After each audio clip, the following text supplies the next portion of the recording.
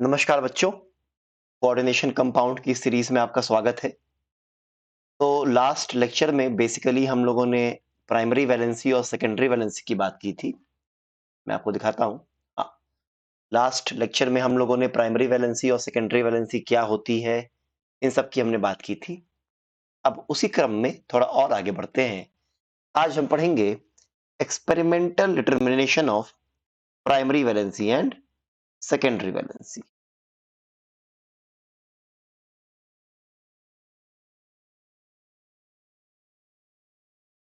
Experimental determination of primary valency and secondary valency.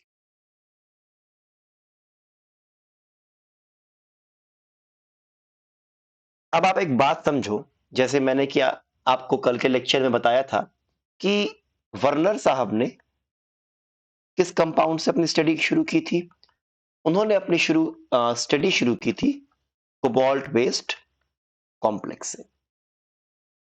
ठीक है, तो वर्नर साहब ने बेसिकली क्या किया, उन्होंने कोबाल्ट क्लोराइड के एक्वा सॉल्यूशन को रिएक्ट कराया अमोनिया के साथ, और कोबाल्ट क्लोराइड के एक्वा सॉल्यूशन को उन्होंने अमोनिया के एक्वा सॉल्यूशन से रिएक्ट कराया अलग अलग मोलर रेशियो में।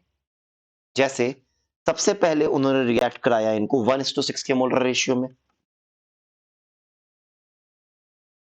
जब मोलर रेशियो 1:6 का था, तब जो कंपाउंड बना, मतलब 1:6 का मतलब क्या है, something like this, COCl3 plus 6 ammonia. तब जो कंपाउंड उनको ऑब्टेन्ड हुआ, उन्होंने उसको रिप्रेजेंट किया COCl3.6NH3 से, क्योंकि उस वक्त कोऑर्डिनेशन स्फीयर क्या होता है क्या नहीं होता है, उस पर चर्चाएं चल रही थी, अभी वो कंफर्म नहीं हुआ था। जब उन्होंने मोलर रेशियो लिया COCl3 और अमोनिया का 1:5 का, तब जो कंपाउंड बना उन्होंने उसको रिप्रेजेंट किया COCl3.5 अमोनिया से। एंड सिमिलरली जब उन्होंने कोबाल्ट क्लोराइड और अमोनिया का रेशियो रखा 1:4, तब जो कंपाउंड मिला उन्होंने उसको रिप्रेजेंट किया कोबाल्ट क्लोराइड डॉट 4 अमोनिया से। अब ये जो आपके कंपाउंड्स मिले, ये जो आपके कॉम्प्लेक्सेस मिले, इसमें प्राइमरी वैलेंसी कितनी है, सेकेंडरी वैलेंसी कितनी है, इसको पता करने के लिए वर्नर साहब ने अलग अलग एक्सपेरिमेंट्स किए। तो ये बात समझ में आ रही है। Werner conducted different experiments, Werner conducted different experiments to determine the primary valency and secondary valency.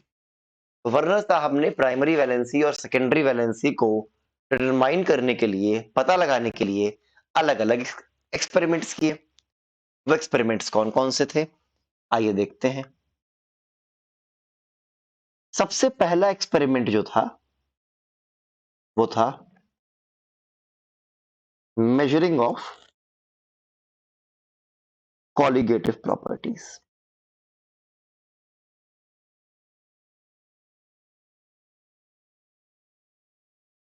अब कॉलिगेटिव प्रॉपर्टीज किस बला का नाम है। अगर आप क्लास 12th में हो और आपने फिजिकल केमिस्ट्री पढ़ी है, तो आप कॉलिगेटिव प्रॉपर्टीज से आप परिचित होंगे। लेकिन अगर आपने क्लास 12th में सॉल्यूशन चैप्टर नहीं पढ़ा है फिजिकल केमिस्ट्री में, तो कॉलिगेटिव प्रॉपर्टीज आपको अभी समझ में नहीं आएगा। हालांकि थोड़ी बहुत बातें मैं बताऊंगा कॉलिगेटिव प्रॉपर्टीज के बारे में, उतना आप जानो अभी के लिए काफी रहेगा। बाकी सॉल्यूशंस चैप्टर में इसके सवाल आते हैं, ठीक है ना। कॉलिगेटिव प्रॉपर्टीज बेसिकली 4 तरह की होती हैं। जैसे पहला होता है लोअरिंग इन वेपर प्रेशर,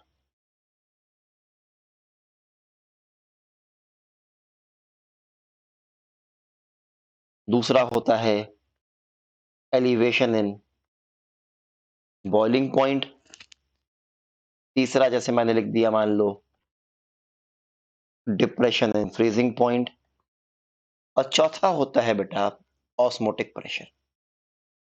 अब इनका मतलब क्या है? अभी आप, मैं फिर से कह रहा हूं, अगर आपने सॉल्यूशन चैप्टर पढ़ा है तो तब तो ठीक है, नहीं पढ़ा है तो कोई बात नहीं, अभी उस पर इतना लोड लेने की आवश्यकता नहीं है। क्वेश्चंस कैसे आएंगे मैं जरा समझाता हूं एक बार। जैसे मान लो क्वेश्चन दिया है कि 1 mole of COCl3.6 ammonia on dissolving in water gave colligative properties whose value suggests the presence of 4 mole of particles या 4 mole of ions। सवाल है find the formula of the complex and its primary valency and secondary valency। क्या कह रहा है? कह रहा है 1 मोल COCl3.6 अमोनिया को जब पानी में घोला गया बेटा तो उसमें कुछ कॉलिगेटिव प्रॉपर्टीज की वैल्यू दिखाई। अब वो कॉलिगेटिव प्रॉपर्टीज क्या है हमें उससे कोई मतलब नहीं है। हालांकि जो कॉलिगेटिव प्रॉपर्टीज की वैल्यू मिली उससे हमको ये पता चला कि अब पानी में 4 मोल ऑफ आयन है। मतलब 1 मोल COCl3.6 अमोनिया को पानी में डिसॉल्व करने पर 4 मोल ऑफ आयंस मिले। तो बताओ कॉम्प्लेक्स का फॉर्मूला क्या होगा? अगर 1 मोल को डिसॉल्व करने पर 4 मोल ऑफ आयन मिले तो आप खुद समझो, एक पार्ट तो कोऑर्डिनेशन स्फीयर का होगा, एक आयन तो पूरा ये बन जाएगा, अब बाकी 3 आयन और निकला होगा। अब बताओ, आप खुद सोचो, COCl3.6 अमोनिया है, अमोनिया तो न्यूट्रल होता है बेटा, क्या अमोनिया आयन बनाएगा? नहीं। Chloride Cl- it can form ion, तो तीनों क्लोराइड क्या हो जाएंगे? बाहर हो जाएंगे, और CO NH3 6+3। इसका मतलब जो कॉम्प्लेक्स रहा होगा उसका फॉर्मूला क्या रहेगा? CONH3 6Cl3। इसमें प्राइमरी वैलेंसी आती है 3, सेकेंडरी वैलेंसी आती है 6। ये आपको पिछले लेक्चर में बताया गया था। क्या ये बात समझ में आ रही है? बोलिए। इसी क्वेश्चन को हल्का सा चेंज कर दो। मान लो अब ये कहे आपसे कि मेरे पास COCl3.5 अमोनिया था, इसके 1 मोल को पानी में डिसॉल्व करने पर हमें जो कॉलिगेटिव प्रॉपर्टीज मिली, they suggest the presence of 3 mole of ions. तो बताओ फॉर्मूला क्या होगा इस कॉम्प्लेक्स का? तो 3 मोल ऑफ आयन मतलब क्या होगा बेटा? एक तो कोऑर्डिनेशन स्फीयर हो जाएगा, और बाकी 2 मोल क्या होगा? Cl-। तो 2 मोल Cl- अगर बाहर हुआ तो जाहिर सी बात है 1 मोल Cl- क्या हो जाएगा? अंदर। इसका मतलब कॉम्प्लेक्स का फॉर्मूला क्या रहा होगा? CO NH3 5 Cl2। क्या ये बात समझ में आ रही है? बोलो। यहाँ मैंने बहुत ही सिंप्लीफाइड फॉर्म से बताया आपको कॉलिगेटिव प्रॉपर्टीज वाला। सॉल्यूशंस में आप थोड़ा और डिटेल में इसको जाके आप करते हो, ठीक है ना? चलिए, तो पहला एक्सपेरिमेंट क्या था? मेजरमेंट ऑफ कॉलिगेटिव प्रॉपर्टीज, जो कि बहुत ही इंपॉर्टेंट होता है। सेकेंड,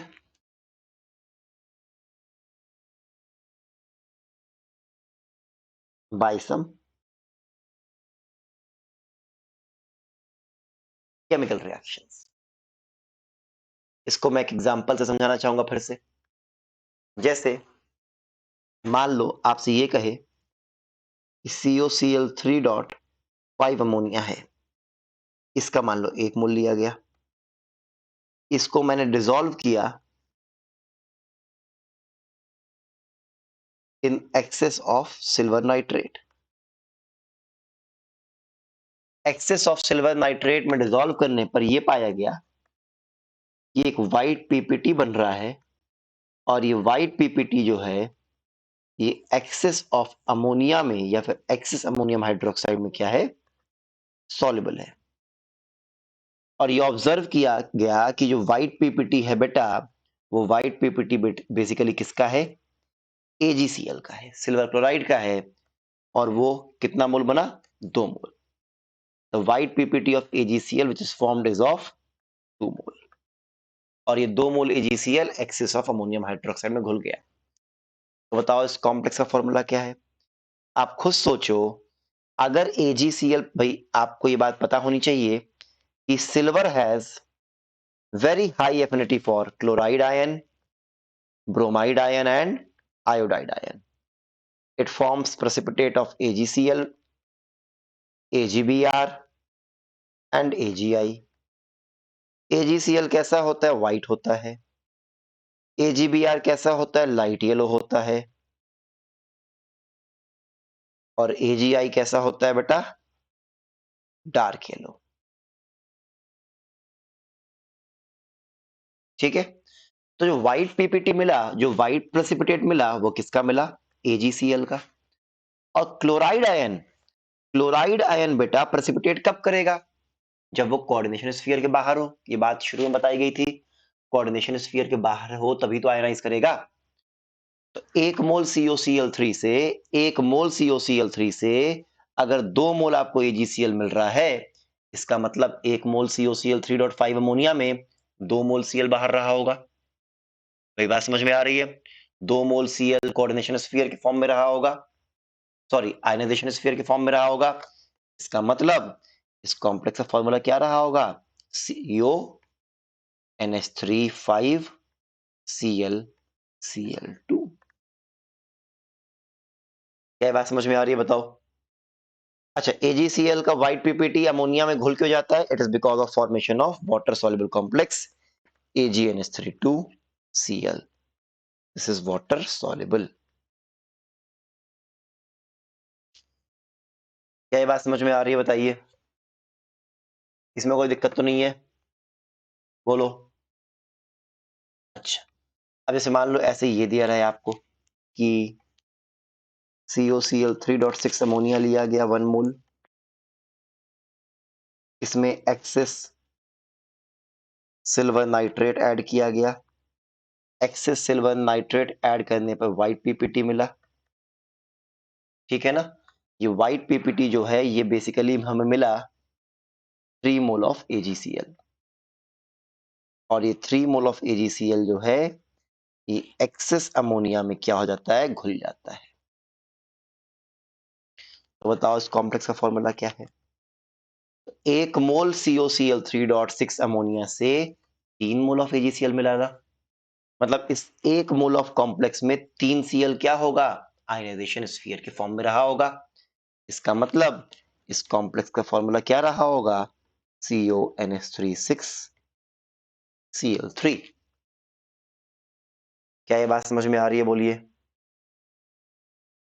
इसमें तो कोई दिक्कत नहीं है, बोलो। ठीक है ना? अच्छा, अब मैं एक बहुत ही इंपॉर्टेंट बात लिखता हूं यहाँ पे। यहां मैं सॉल्युबिलिटी टेस्ट लिख देता हूं।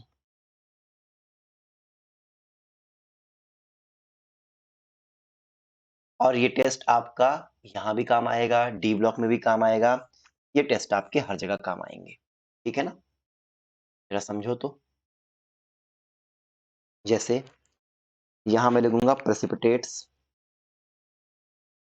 एक बार AgCl, AgBr, AgI, और यहां मैं लिखूंगा सॉल्युबल इन। पहले हम चेक करेंगे सॉल्युबिलिटी इन डाइल्यूट अमोनिया, फिर कॉन्सनट्रेटेड अमोनिया, फिर KCN, फिर सोडियम थायोसल्फेट जिसको हम हाइपो भी बोलते हैं। अच्छा, AgCl का जो पीपीटी होता है फिर से बताओ, व्हाइट कलर का होता है। AgBr का लाइट येलो होता है, और AgI का डार्क येलो होता है। तो जो AgCl का प्रेसिपिटेट होता है बेटा वो dilute ammonia, conc ammonia, aqueous KCN और हाइपो चारों में ही घुलता है। AgBr का प्रेसिपिटेट जो है वो डाइल्यूट अमोनिया में तो नहीं घुलता है, लेकिन कॉन्क अमोनिया, KCN और हाइपो में घुलता है, जबकि AgI का प्रेसिपिटेट अमोनिया में तो घुलता ही नहीं है, चाहे वो डाइल्यूट हो या कॉन्सेंट्रेटेड हो, लेकिन एक्वस KCN और हाइपो में घुल जाता है। ठीक है ना? और क्यों घुलता है? Because of formation of complexes. वो कॉम्प्लेक्सेस कौन कौन से होते हैं? अमोनिया के साथ बनेगा AgNH3 2+। याद करो, आपको बताया गया था कि सिल्वर +1 का कोऑर्डिनेशन नंबर कितना होता है? 2 होता है। साइनाइड के साथ क्या बनेगा? AgCN2-1 और हाइपो के साथ AgS2O3 2 -3 चार्ज कैसे आया? मेरी बात समझ में आ रही है? S2O3 भाई ये होता है हाइपो, अरे थायोसल्फेट एनायन S2O3 2-।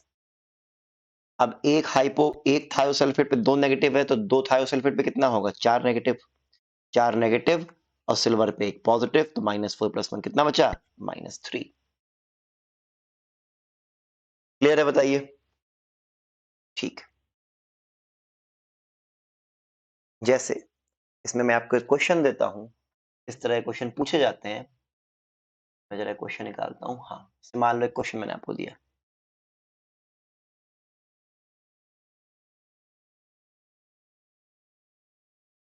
जैसे क्वेश्चन क्या है ये देखिए। क्वेश्चन है कि on treatment of 100 ml 0.1 molar solution of COCl3.6H2O with excess of silver nitrate, 1.2 into 10^22 ions are precipitated. ठीक है, full stop. The complex is, options आपको दिए हैं। Option A COH2O4 Cl2Cl.2H2O, option B COH2O3 Cl3.3H2O, option C COH2O6 Cl3, and option D, of course, COH2O5 Cl Cl2.H2O। जरा कैसे करेंगे? आसान सा सवाल है। देखो 100 ml 0.1 मोलर सॉल्यूशन लिया गया है किसका? COCl3.6H2O का। इसका मतलब मिलीमोल्स ऑफ COCl3.6H2O कितना हो जाएगा? मोलारिटी इनटू वॉल्यूम इन ml, 10 मिलीमोल। और 10 मिलीमोल मतलब क्या हो गया? 10 into 10⁻³ मोल, मतलब 10⁻² मोल। मतलब आपने इस कॉम्प्लेक्स का 10⁻² मोल लिया और इस कॉम्प्लेक्स का 10⁻² मोल एक्सेस ऑफ सिल्वर नाइट्रेट के साथ ट्रीट करने पर, एक्सेस सिल्वर नाइट्रेट ट्रीट करने पर क्या मिलता है बेटा? प्रेसिपिटेशन होता है। इसका होगा ऑफ कोर्स, क्लोराइड है बाहर, अरे क्लोराइड है तो AgCl का होगा। और कितने AgCl बने? 1.2 into 10⁻22 ions are precipitated। तो यहां पे हमको क्या मिल गया? नंबर ऑफ आयंस मिल गया जो कि प्रेसिपिटेट कर रहे थे। ठीक है ना? तो कितने आयंस हुए प्रेसिपिटेट? कितने आयंस हुए प्रेसिपिटेट? और ये आयंस किसके होंगे? क्लोराइड के। जरा इसके मोल्स निकाल लो।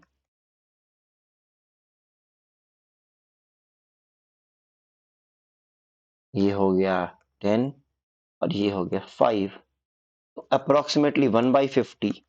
और 1/50 मतलब कितना हो गया? 0.02 के आसपास, मतलब 2 into 10⁻² मोल। अब देखो सवाल यहीं पे हो गया। इसका मतलब 10⁻² मोल ऑफ कंपाउंड से 2 into 10⁻² मोल Cl- प्रेसिपिटेट किया कि नहीं? इसका मतलब अगर मैं इस कंपाउंड का 1 मोल लेता तो क्या दुगने mole of Cl minus precipitate करते कि नहीं? तो मतलब 1 मोल कंपाउंड में 2 मोल Cl माइनस किस में रहा होगा? आयनाइजेशन स्फीयर में। कॉम्प्लेक्स का फॉर्मूला कैसा हो गया? 2 Cl को बाहर करो, 1 Cl आ जाएगा अंदर, COH2O5 Cl Cl2 dot H2O should be the answer। आ गया? तो इस तरह के क्वेश्चंस आपको ऐसे ही करने होते हैं, ठीक है ना? आसान होते हैं, लॉजिकली करोगे तो हो जाएंगे। क्या ये बात समझ में आ रही है? ठीक है। अब जरा देखो आगे आप। अब होता क्या है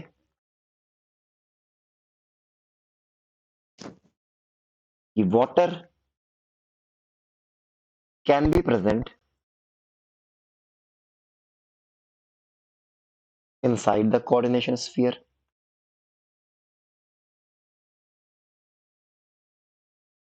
वाटर आपका कोऑर्डिनेशन स्फीयर के अंदर भी हो सकता है, और जब वाटर कोऑर्डिनेशन स्फीयर के अंदर होता है तो ये किससे बाइंडेड रहेगा? CMI से, डेटिव बॉन्ड के through. Water can be present inside the coordination sphere by donating electron to CMI via dative bond। And water जो है वो कोऑर्डिनेशन स्फीयर के बाहर भी हो सकता है, और जब वाटर कोऑर्डिनेशन स्फीयर के बाहर रहता है then it is bonded through hydrogen bonding। Water can also be present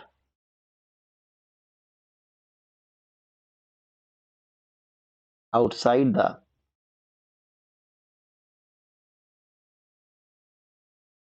coordination sphere via hydrogen bonding।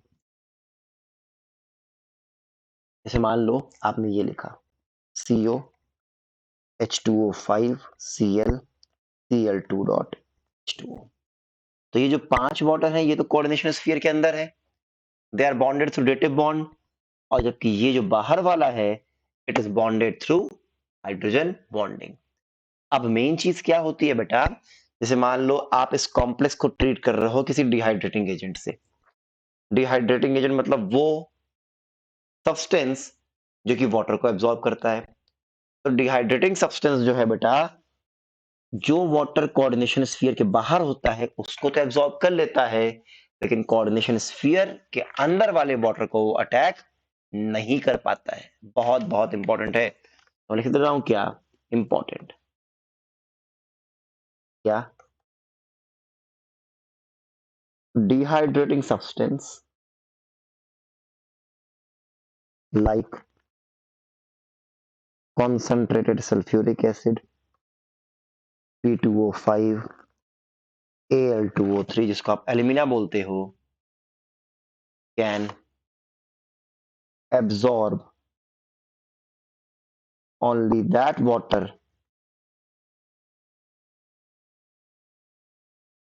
which is present कहां पे? outside the which is present outside the coordination sphere। Very very important। Dehydrating agents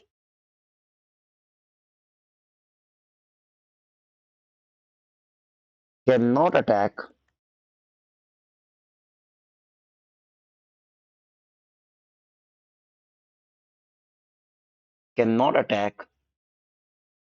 the water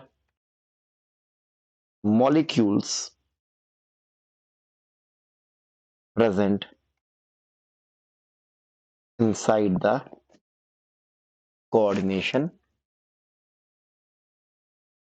sphere। ये बहुत बहुत important है। क्या मेरी बात आपको समझ में आ रही है? बताओ। जैसे मान लो मैंने आपको एक क्वेश्चन दिया कि CrCl3.6H2O है, ठीक है ना? CrCl3.6H2O मान लो ये 1 मोल है। जब मैंने इसको ट्रीट कराया डिहाइड्रेटिंग सब्सटेंस के साथ,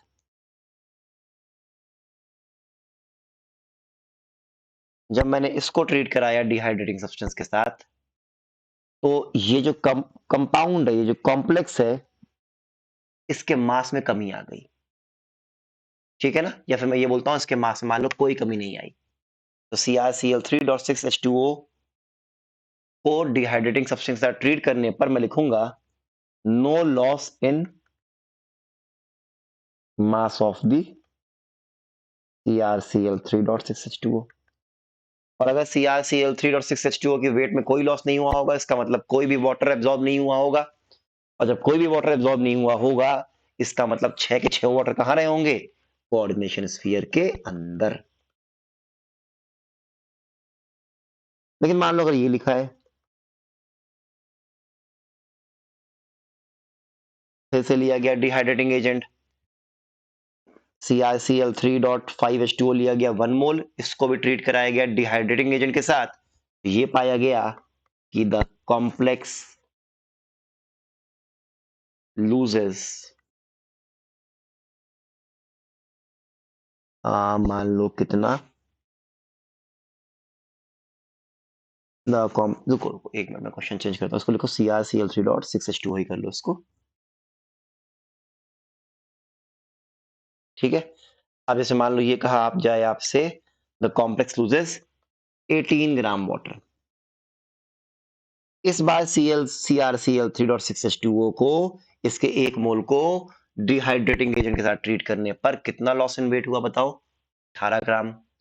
18 ग्राम लॉस इन वेट अगर हुआ, तो इसका मतलब 1 मोल 18 ग्राम वाटर मतलब 1 मोल। इसका मतलब 1 मोल वाटर क्या रहा होगा? कोऑर्डिनेशन स्फीयर के बाहर। अब बाकी 5 मोल पानी कहाँ रहा होगा? कोऑर्डिनेशन स्फीयर के अंदर। अच्छा, ये बात भी आपको हालांकि पता होनी चाहिए कि coordination number of chromium +3 in the complexes is mainly 6। ये बात मेंशन की रहेगी। तो इस कॉम्प्लेक्स का फॉर्मूला क्या हो जाएगा? Cr, कितने पानी अंदर रहेंगे? 5-6 अंदर रहेंगे। हालांकि कोऑर्डिनेशन नंबर 6 है तो एक Cl भी अंदर आएगा, Cl2.H2O। क्या ये बात समझ में आ रही है मेरी आपको? तो इस तरह से सवाल आपको करने हैं। ठीक है, इसमें कोई दिक्कत तो नहीं है बताइए? चलिए फिर, ठीक है। That's all for today. Thank you all. Happy learning.